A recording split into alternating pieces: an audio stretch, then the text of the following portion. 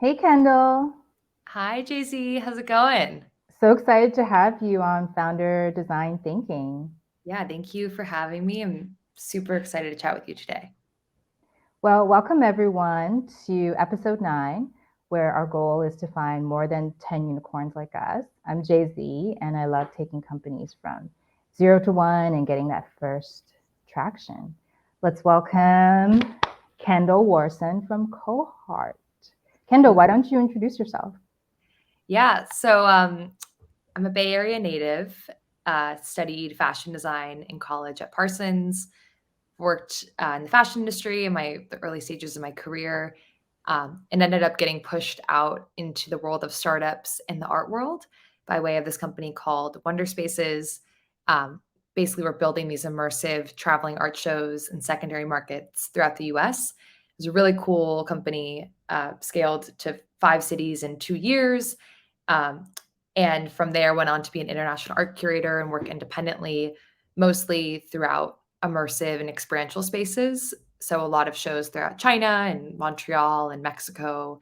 Um, and then from there, met my current co-founder Shaveen as we were sourcing artists for an NFT blockchain gallery based out of Hong Kong about 5 years ago. And since then, we've been working together. Started informally and then became very formal in the past 2 years to build Cohart. And now I'm back in the Bay, so it feels serendipitous to be in Silicon Valley, building a tech company. And so I've circled back to my roots, and just really excited to be in the early stages of building this product. Wow, you've been everywhere and done so many things. It's been a journey, yeah. But I think once you get a taste of the startup mode of building, it's very addictive, and it's I think it's fun to go from 0 to 1. It's obviously very challenging, but it's so collaborative and it's very rewarding. So for me, I think I'm going to be a startup devotee for the rest of my life, whether that's building or supporting or investing down the road. I think it's such a cool way to spend your time to just be in that constant growth and learning mindset. Yeah, I think the 0 to 1 is definitely my favorite. So it sounds like you're on your way to serial entrepreneurialism. Yeah, we'll see. I say that now. Yeah. Well, for anyone listening, please comment your questions and we'll see that in our feed on StreamYard. And Kendall, you can get to them as you like, or we can wait till the end. But let's go right into it. So, what is the most surprising thing that has happened in one of your design thinking sessions? So we've been building in public from day one. I think that's something we've been very adamant about, is pushing products out in front of people that might not be fully ready yet. And when we got started, one of the core user insights from both artists and collectors is that they wanted to connect with each other. Like they wanted to have direct access to each other. Right now, it's really challenging to do that because there's so many people that are intermediaries in the art world, and they can create a lot of mystification and confusion around price, for example, but also like the stories of the art itself. So we found a lot of people were like really keen to just get in the weeds with artists and learn more about them from their voices directly. So in our first MVP, we had structured it kind of like Tinder in a way where you see videos of artists and when you swipe right, you're like immediately brought into a moment of matching and chatting. Like if you matched, boom, you're in a chat room. And I think for us, we thought it was going to be an interesting idea. Everyone loved the prototype, but then once we pushed it out as a live feature in our very early days of an MVP, people just freaked out. Like no one was ready to actually uh, chat with an artist. A lot of people felt sort of like violated in a weird way, and there are all these little things that social networks have baked in, whether it's liking something or following something or boosting something, where you can basically lurk for a really long time. And the minute that you're in chatting, it's like one-to-one connections. It's hyper intimate. Uh, it's these two segments of users that had never really been directly connected before, so there's a lot of like awkwardness.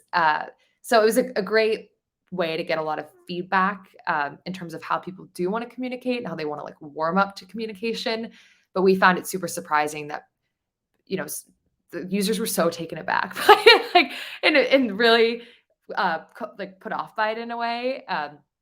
And it's been a great learning experience. It sort of stuck with us as we've moved forward, and we've thought a lot about the user journey in relationship to confidence and like the phase that you're in as a user in terms of what you want to do. And like sometimes when you're more confident as a user, you're more ready to collect or be a repeat buyer or chat with an artist. But if you're just getting started, people are really walking before they're running, and in some instances they're crawling before they're walking, and we need to get them off the ground to the point where they can, take stride on their own.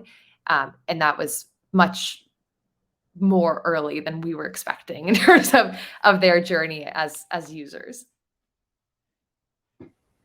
Wow, I love hearing that story each time, because you think that, everyone wants to be a creator and they want to have access to these really colorful people. But then once they do, maybe they're like stunned and they don't know what to say. Yeah. And they don't have the confidence to break through those layers of the gallery and the price point and the allure around the artist. So what are some things that the platform has done to create that, I guess it's called like psychological safety in leadership?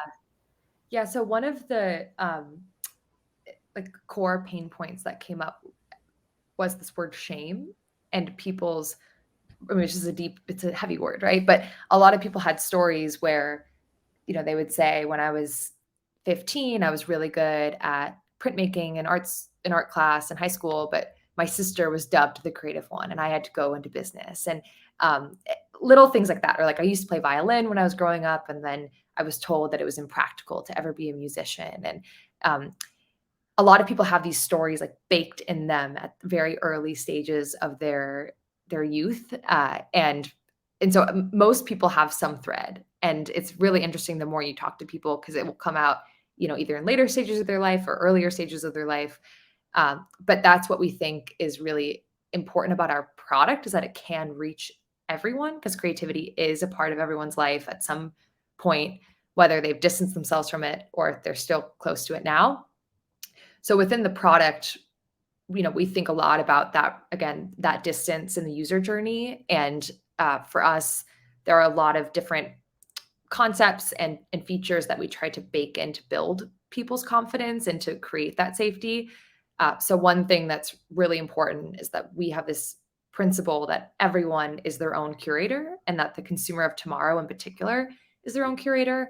So if you like art that is about, literature and environmentalism, you can connect with artists that have those same values and are into those same vibes.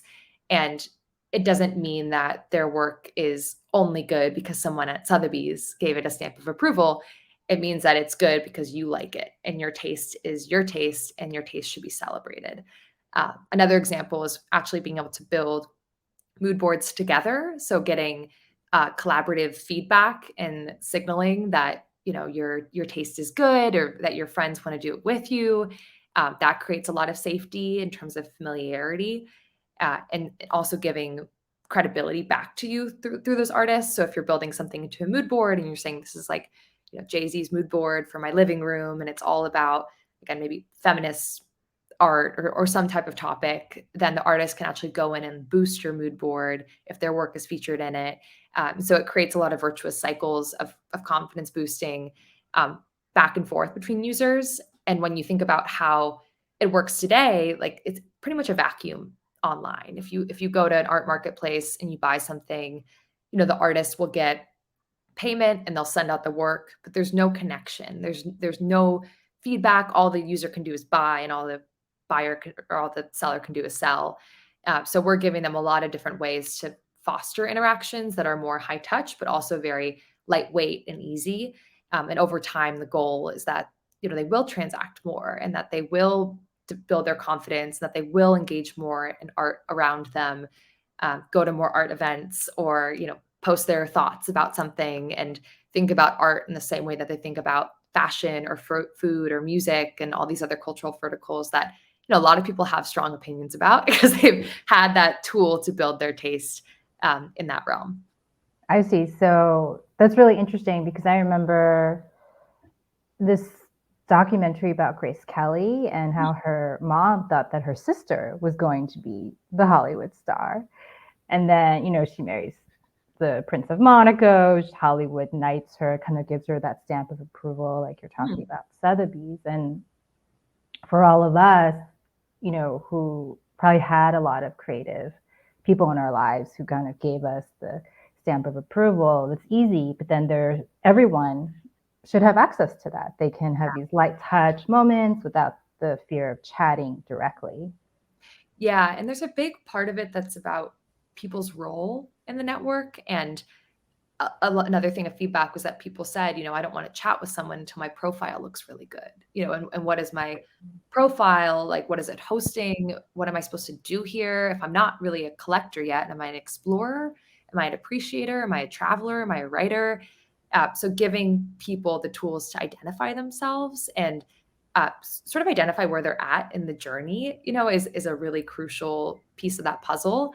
And then giving people the ability to extend out their hand to invite their friends in and to be that familiar face that makes it feel a little bit more comfortable when you're walking into the party, so to speak. Those are all things that we think about in particular with onboarding. And again, a lot of the social signaling that happens within the product. Awesome. Well, thanks for that light touch onboarding.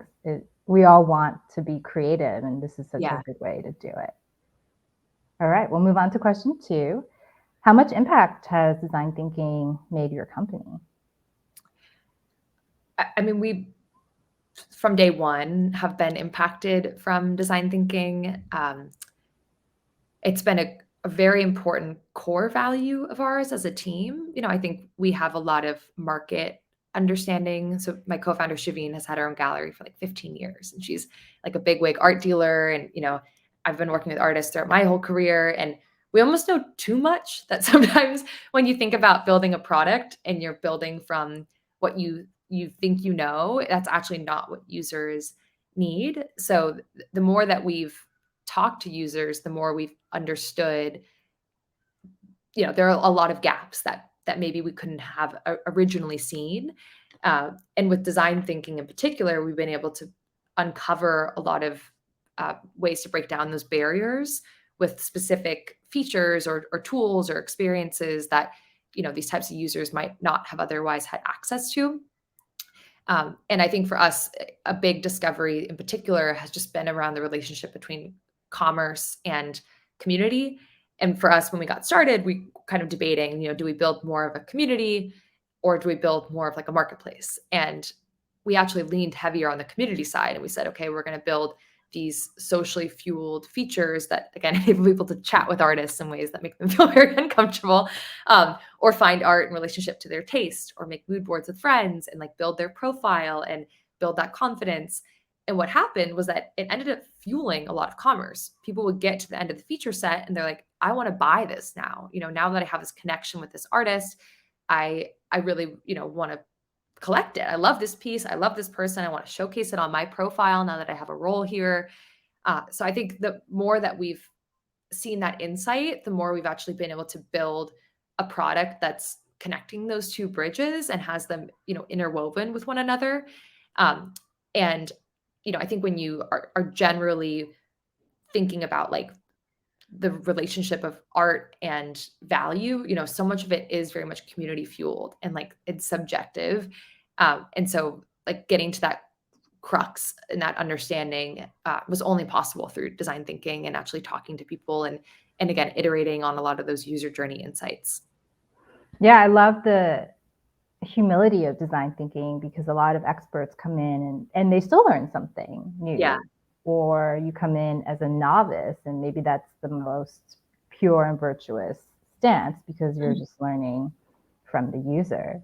How does it feel for the company to have gone through those kind of pivots, from chat in the beginning to kind of like chat at the end of the journey? What was that like for you or other leaders? Yeah, I mean, I think it's hard, right? You go through a lot of ups and downs, and it's really frustrating often, you know, It's so frustrating. like with the engineers that are building this beautiful code, and then you have the designers that make this beautiful design, and that sometimes you have to scrap it all and you have to start over. Um, and it's really frustrating. It can be very demoralizing. I think the thing that gives you hope and that creates that spirit throughout is when the users start to turn a corner. So for Mm. us, when people were saying, I hate this chatting thing, I was like, okay, they don't feel indifferent, right? Like, this is something that they care about. All of a sudden they have an opinion about, like, let's unpack this. Like, why do they hate it so much? Like, there's something here, right, that people are hooking to. And so the minute you solve that and you position it in a different way, and you give them all these little stepping stones, where and then all of a sudden maybe they do want to chat because they've like built this confidence, and then they get super excited. And so the more we've had users express that for us, it's a feedback loop for our team, right? Where all of a sudden we're getting, users that are sending us keynote presentations of different feature ideas or bug fixes, and Oh, really? That's they're awesome. us, middle of the night kind of thing, and um, wearing the Cohart merch and stuff. And I think in that realm, like, we feel as though we're building with our early adopter community, again, because we've been building in public. And for that, we're very grateful, and it's what motivates us and fuels us. And it's what has enabled us to get early traction, to reach fundraising milestones, to keep building and to keep iterating and to keep building on top of the things that we think were really good to start and having to redo it. So it's just a journey, and I think we've learned to enjoy it over time now that we're sort of used to that rhythm of, continual iteration. Thanks for the honesty there. I think that it's really hard for experts to kind of see that they were wrong. And Yeah. I think it's a similar journey for me, because you build kind of the end state and then you forget about the onboarding, or how people would start on the platform versus how they would end on the platform. Yeah, the reality is every step is so important, and could be something that's as little as a word or the positioning of a button that throws someone off the user journey, especially when it's in relationship to something like art and creativity. There might already be sensitivity around. So that's, to your earlier point around psychological safety. It's in every aspect of the product. And, I don't think we're fully there yet, but because we're obsessing over it every day, eventually we will be, and so it's sort of this thing where you have to write it down every day and talk about it as a team every day, and then collectively brainstorm and synthesize together and make sure that it's, again, a core value and a topic of conversation that you hold at a very high regard internally. And then the results start to, come in over time. So then the follow-up for this question before I move on is the idea of disruption. You've talked about Kendall and Cohart disrupting the art world, and I still think of the art world as like some Gagosian or very like highfalutin one dealer who only picks the wealthiest clients and then talks up the myth of the insane artist, and then sells like a limited edition. And so are you disrupting the art world? Yeah, I mean, absolutely. I think we're building an entirely new paradigm where artists are at the core, in the center of the value chain. They're able to own their business, own their community. They have tools to do that strategically in Cohart. So, they could still work with intermediaries, but it's on their own terms. Now they have access to a collector demographic. Again, they have access to tell their own story in their own words. They have access to things like analytic tools to grow their audience. They're effectively SMBs, and they've just been put on the sideline in front of or behind all these intermediaries, right? So we're putting them in the center. And I think similarly for consumers, we're also really propping them up. And we're saying, the consumer, again, of tomorrow is their own curator. Like, their taste is valuable, and they should be able to access art and creativity and access it in a way that's meaningful to them. And I just don't think a lot of art world players have done that in the past. Like, they've sort of put consumers down at a lower tier and say, like, we need to educate you. We need to tell you what's important and what's valuable. And we're really flipping that on its head. So long term, our goal is that by investing in both of those key stakeholders, like the direct consumer and the direct artist, and celebrating their stories and celebrating their creativity and, you know, the consumer's path to finding what that is, will foster much more commerce, because people will have that direct connection and they have that story, and it's deeply personal. You know, it's about their own life, and it's about something that they identify with, and so they want to tell their friends, they want to tell, you know, their family, they want to post it on social media, and it's the greatest flywheel, right? It's something that people are celebrating and becoming ambassadors of. And I think over time, like, we can change the way that people all around the world feel about art, and again, position it as this vertical that's right next to fashion, it's right next to food, it's right next to music. And I always joke that on Spotify, everyone calls himself a DJ, right? It's like, I'm showing everyone my playlist and I'm all confident about my music taste. And I think we can do the same thing by enabling everyone to really confidently call themselves an art collector. Wow, I'm going to ask one more question then, because this is such an interesting topic and close to my heart. Can you give an example of the journey, you know, before the conversion sales moment? What are some of the safe steps that lead up to it? And then maybe at the end, at the sale, does the sale feel different for the artist because it's closer? I'd just love to hear an example. Yeah, so I always start by contrasting, right? Like, so how it works today. Typically, if you're thinking about buying a piece of art, you're maybe considering going to a gallery that's local. Maybe you're poking around on Instagram. Maybe you end up going to Saatchi Art or a product marketplace. You see something, you think it's kind of interesting. Again, you hit buy, and it just like shows up at your doorstep, and you hang it on your wall. Someone asks you about it, and you're like, yeah, you know, I got this piece online, and I don't know. I think it's kind of cool, like matches the vibe of my house, but it's sort of a weird experience. And that happens if you buy it from IKEA. It can even happen if you buy it, you know, while traveling from a gallery. Like, you still don't really know the story, and it's kind of stressful. And similarly, as an artist, maybe you're posting your work on Instagram, you're posting your work on LinkedIn, and then you're actually selling on a website. Again, pick on Saatchi, but you sell it on Saatchi Art, and you never meet that collector. You don't have that collector's email. You can't build a relationship or connection with them. So again, it's very much structured as a fulfillment purchase online today. Versus on Cohart, it's talking from the consumer side. When you get started, it's asking immediately about you. So Jay-Z, like, what are you into? What are your values? What are your vibes? Like, what do you want your home to feel like? There's price tools that are baked into it that creates safety for you to find things within a realm that feels accessible. And then it's not like buy or get out. You know, you can save things to mood boards. You can watch videos of artists. You can learn more about their process and their story. And then if eventually you develop a connection to the piece, you can buy it. And if you buy it, the artist is going to send it to you. You can do a video call with the artist if you want, and like see their studio. And then once it comes, you know, you can hang it on your wall, but it's also on your Cohart profile. So you can showcase your collections. You can showcase that as part of your identity. And then all of a sudden, you know, you and that artist have this connection in the network where the artist can say, hey, Jay-Z is one of my new collectors, you know, and point everyone to you. And then you build that confidence, you know, you build that network through them.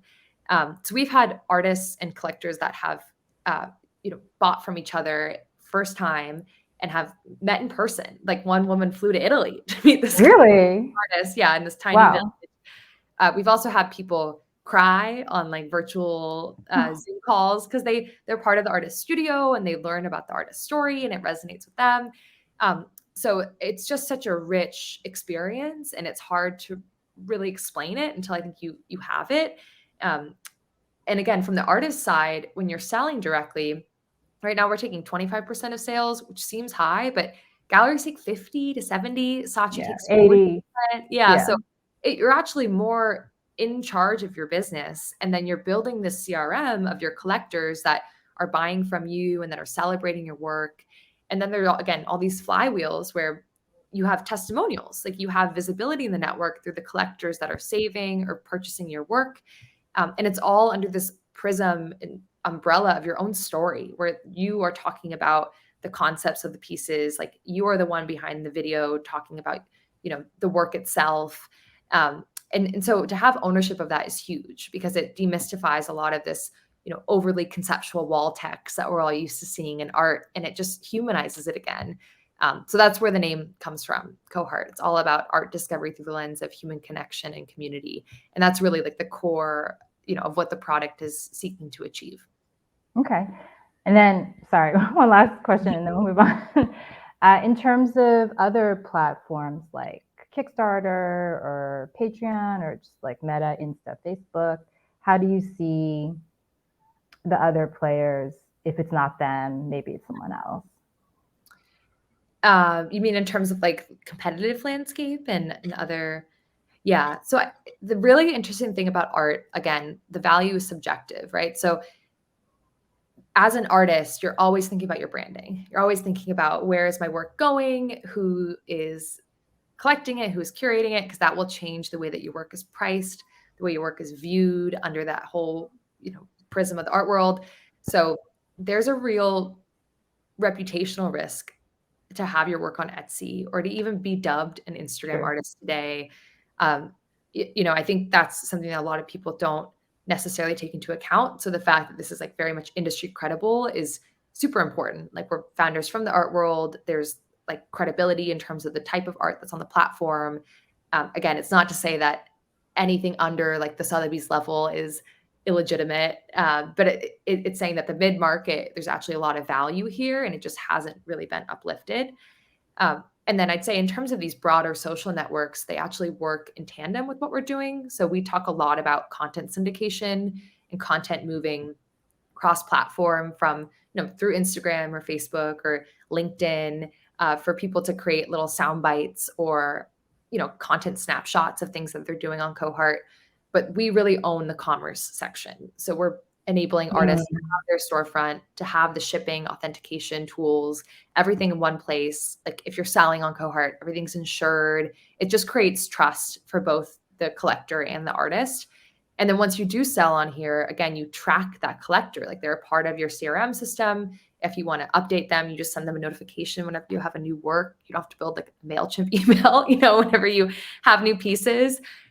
So even if people are discovering that artist content on these broader social networks, they're still coming back to transact here, because it has that trust and that verification around e-commerce.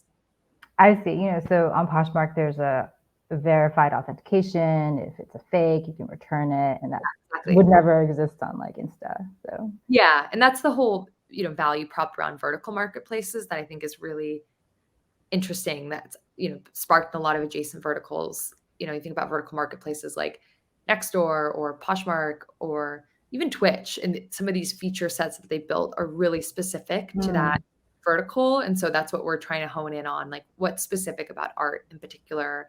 And again, it's a lot around authentication, price advising, insurance, shipping, I see. commissions, logistics in general. And that's part that we're taking ownership of in the whole process. Well, thanks for answering all the follow-ups. Let's move on to our last question. What questions do you have for this founder design thinking community? Yeah, I mean, I think for us, something we talk a lot about is having multiple personas. And I think that is a beauty and a challenge, right? Like, any marketplace model is going to have supply and demand. And we sort of have a three-sided marketplace with curators. And so we always toggle with the energy, so to speak, to give them in each persona, like how to prioritize their needs in the roadmap. So I'd be really curious to hear use cases from the community in terms of how they've thought through that problem. If people are just prioritizing supply and then demand, or if they prioritize demand and supply, or if they kind of co-prioritize. And also, like, how does that change over time? So how do you benchmark when to sort of switch gears? How do you think about their personas evolving over time? Like, does the supply become the demand long term? So I think it would just be interesting to hear inspirational stories from other founders that have thought about that question and are dealing with it, on a daily or monthly basis. Yeah, we talked about buyers become sellers on certain fashion platforms. So the traditional route is for collectors of art to maybe take a class or learn to be an artist themselves. So is that the type of transition that you're looking at from I guess, demand to supply, or something else? Yeah, I think for us, it's across all the personas. So consumers could become curators, right? Like they could build mood boards that go viral and then all of a sudden become taste makers. Artists can also become curators, right? Some artists have great taste and they actually love curating. Uh, and then on the artist side, there are a lot of artists that collect art, and then on the collector side, there are a lot of people that also love to produce art. And so there's a lot of overlap between the personas. And even when we ask people, again, as an example with onboarding, who are you? We kind of don't ask that question because we know some people have, especially in the creative realm, like multiple identities. And we want to celebrate that and make space for it. But we also want to give people a real starting point. And so it's a real challenge every day that we're facing, to create that flexibility and the fluidity and almost to reward people as they move through that dynamic role shape shifting, but also to be really clear about what are the things that you can do here if you're entering as a curator versus a collector, and trying to make that messaging very fine tuned so we don't confuse the broader public. That's really interesting because most people do start with multiple roles, and the prioritization, like you said, is difficult. Like, which one do they pick, or do you pick to prioritize? And then just following up on the supply versus demand. Usually in a marketplace, the supply is a priority. Like if you don't have enough artists, then you don't have enough collectors. But have you seen that change in your company or other companies? I mean, I think for us, there's a little bit of toggling in that right now the market is somewhat capped. Like a lot of consumers need art, but they don't know where to go. And a lot of artists don't have enough collectors because they haven't had that visibility. So there is some component of demand driving supply and demand driving more demand. And so again, talking about like there's no straight answer for us, I think it's a little less simple than maybe how like DoorDash or some of the like the food delivery marketplaces have done it, where it's like, okay, you just get aggregate, restaurants in one area and think about like San Francisco or even Uber. It's like, okay, you just think about San Francisco as a starting market. You get enough drivers, and then once you get enough drivers and like the flywheel is moving with the riders, then you go to another market. And for us, the challenge is like art is so global. We have artists in every continent now. And it's like, it's like this challenge of, okay, how do you get aggregate density, right? And how and that's important, or do people want to buy from artists around the world? And then therefore, how many verticals do we need to represent? And like Thumbtack, I know they were sort of low density marketplace because like the frequency was lower. And so for us, like the buying frequency is also lower, and maybe we can be low density and spread more geographically. And it's very much like an ongoing learning based again on what users are expressing their needs around with like that whole marketplace ratio. But I think it's going to be leaner than we expected. Like I actually think we need less artists per consumers, and giving artists more discoverability is very valuable because there's almost too much information on a lot of marketplaces today. And it can be overwhelming as a consumer. And then also if you're not getting discovered as an artist, then you don't really get a lot of value there. Yeah, I think that's a great example because you need the demand to fuel the supply. And so from those food delivery and ride share examples, there's so many examples of the pricing changing, like when there's rush hour and there's surge pricing versus artists not feeling the love and like not feeling like there are enough consumers who are liking them, then they might not, come or stay. Yeah. That's the beauty and the challenge of a marketplace model. It's like an ongoing relationship of, supply and demand ratios and figuring out the value, even if it's being met, for both parties as the numbers fluctuate.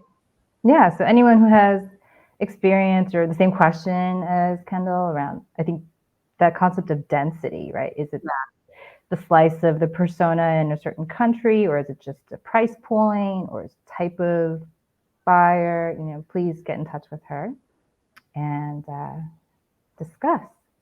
Well, I think that those were our three main questions. Do you have anything else to share or say, maybe a product launch or anything else for the community?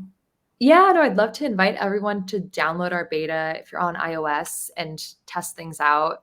Um, my email is kendall@cohart.com, and I love user feedback. So any input that you have in terms of how to create more psychological safety, how to create more value as an artist or as a consumer, is something that we are always very excited to hear about. So please reach out with any thoughts and input. Um, and we're excited to be in a conversation with the builders and with the early adopters, and really build this together. Like, I think that's our objective above all else, is to, again, create value and to sort of be the shepherds or help bring things to life. So we're just all ears, and trying to build with as opposed to just building for. Yeah, so everyone please download the app, give lots of feedback. And I think everyone has an opinion about the art world and the buying process. So I think Kendall's saying, don't be shy. All right, Kendall. Well, thank you so much for your stories and your experience. I think we'll do a voice transcription of this and use some AI to summarize everything you've said so that it's shareable. And actually, my next guest will be Marina, who is co-founder of VoicePen, powering these kind of transcriptions so that we can write a blog post in a couple of minutes versus like a couple of hours. Wow. Okay. Awesome. Yeah. Well, thank you, Kendall, for thank you, all your Jason. thoughts. Yeah, appreciate you having me here. Excited to keep listening in and learning from everyone who's coming on, and have some people that could be interesting for you to talk to next as well. So I'll send those folks over your way. But I think, again, it's a continual conversation for all of us. And I think the more collaborative we are as builders, the better, because there's a lot that we can learn from each other. Thank you. And I see that Rachel Finn commented a question. How do you plan to use design to convert and engage users who are not already interested in fine art discoverability? Yeah, it's a great question that we talk about a lot. Thank you, Rachel. I think for us, thinking about design is a really important, barrier reducer for that accessibility gap. So for us, a big way that we're addressing it is by not just thinking about art as a JPEG and a price point. I think, that's a pretty static way to think about art online. And so giving people that might not be as interested, that might not know as much about art, the tools to actually learn more about the story of the piece, or again, see videos of the artist and get hooked to the pieces in other ways, to learn fun facts, to like contribute their thoughts, to have an engagement with the artist. I think that immediately sparks more connection to the work itself, and again, closes that gap of accessibility. We're also exploring a lot of events. That's worked really well for us, having kind of like what So Far Sounds has done, like bringing people into artist studios and saying, hey, if you're interested in like feminism and literature, like this is an artist that has similar like values and topics that she's focusing on with her work. We think you'd really enjoy like meeting her and seeing her studio. We've done a couple of those, and people are always really blown away by the experience of, again, that process and like being in the artist's world. So we're going to plan on doing those offline and online.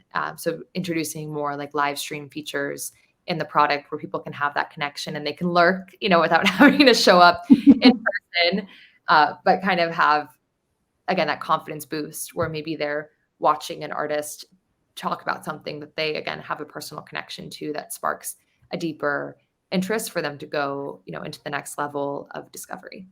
Well, I love that, because I think I only did artist visits in New York when I was involved with like MoMA and the Brooklyn and PS1 Queens scenes. And now that I don't live in a big city anymore, that would be a great virtual way to have access and know the Yeah, process. So I think bringing it's the conversation. That's a really important piece of the puzzle. bring the conversation back. Well, unless there are other questions, anyone have questions, please feel free to comment or get in touch with Kendall or I directly on LinkedIn. We're also on Insta, Twitter, and I think you just launched TikTok as well. Yeah, we're live on all the channels. All right. Well, thank you so much, Kendall, for disrupting the art industry. Yeah, thank you, Jay-Z. I'll talk to you soon. Okay.